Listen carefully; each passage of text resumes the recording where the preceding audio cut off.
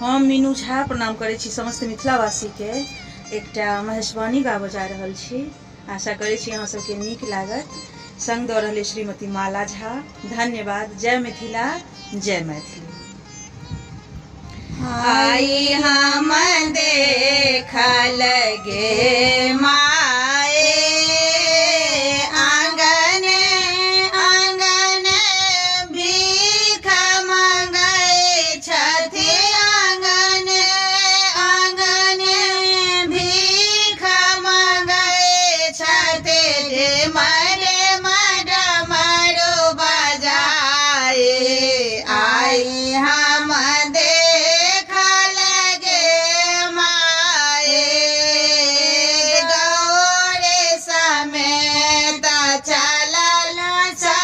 सखिया शिव के देखला जाए गौर समेत चलल सब सखिया शिव के देखला जाए।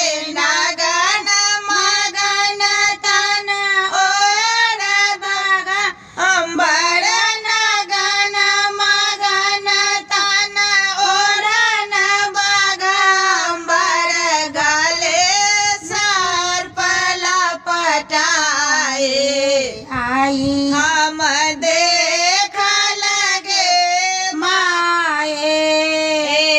जखन हे गौरे देखलन शिव के तखन ही भेलन बताए।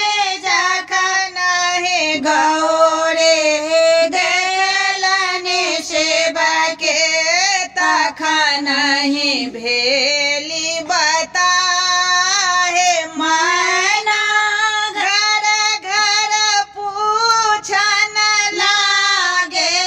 मैना घर घर पूछन लागे।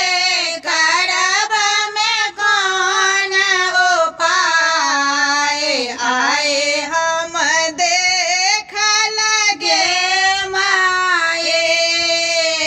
किया सखे मैना माई सो कहथिन बूढ़ के दिया न भागा। किया सखे मैना माई सो कहथिन बूढ़ के दिया